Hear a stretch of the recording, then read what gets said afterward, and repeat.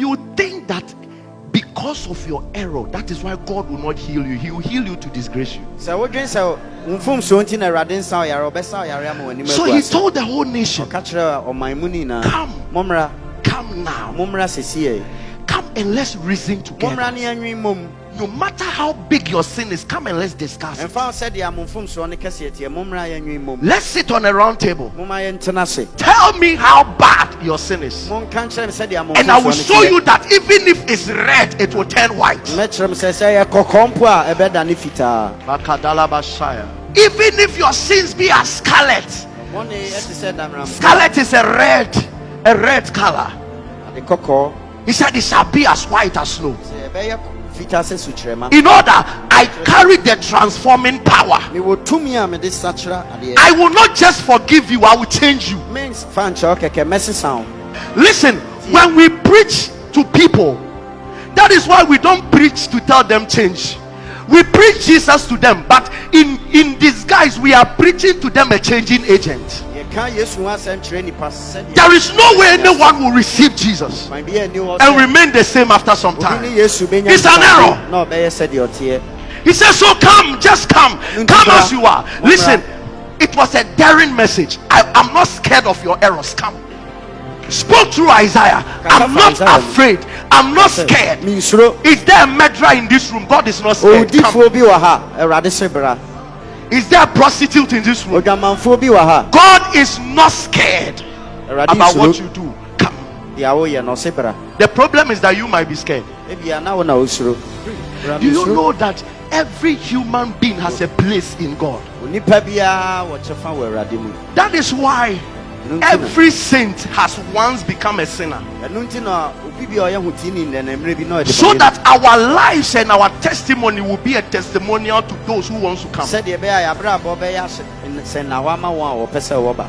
if you see us like this, we were once maybe like where you find yourself, but we were bold enough to come.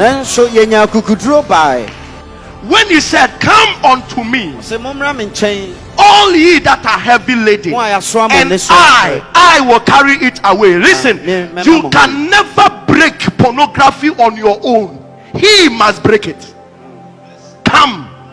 If you come and the burden is still there, it means that he has not removed it. Wait. You don't run away. You stay till he removes it. This is what the prodigal son did. He didn't know that whatever God gives you, he must preserve it. So the prodigal son took what is his and left into a far country. That was how through Adam mankind lost the presence of God. Do you know you came out of God? You must return to him. Returning to God goes beyond coming to church. It is giving this heart back and fellowshipping with him. The prodigal son said, I'll go back. But when he was yet a great way off, his father saw him and had compassion. And who ran between him and his father? Jesus is narrating between you and the Father in heaven. When he was coming, when God tells you that come, all he needs is for you to make one step. He will do the running. He will do the running. He just wants you to know. He just wants to see that you have made a step. It was the Father. He saw him a great way off. Do you know what it means?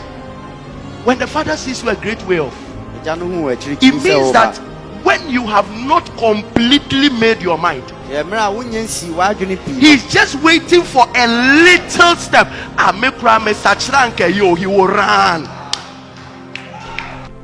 He had compassion and ran and fell on his.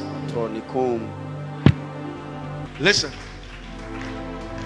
this is where the whole deal is.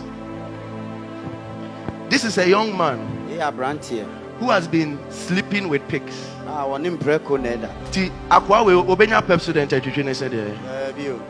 So he came as he is because there was no man to give him a new clothes.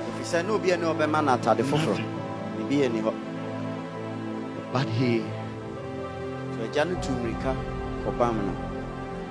and kissed him.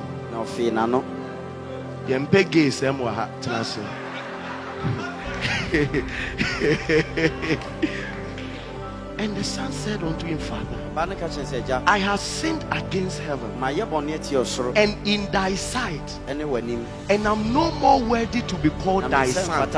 Why you bold as Papa?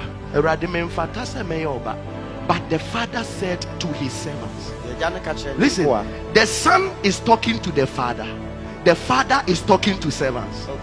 In other words, son, you are still a child, you are talking childishly. The day you took it and left, that was the same day I forgave you and I started looking for you. That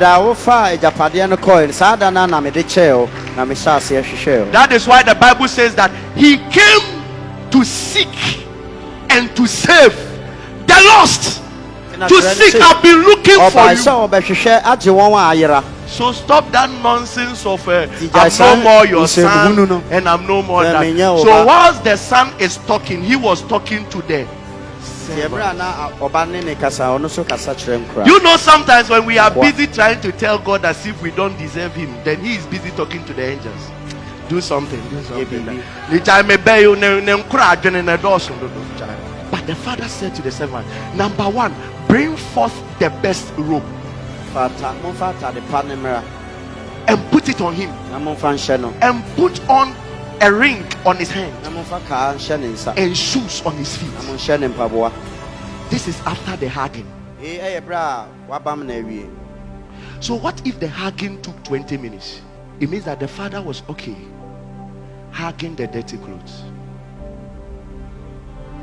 This is what it means. Somebody can be in church and still be in a sinful garment, but never mistaken. The father might be hugging him.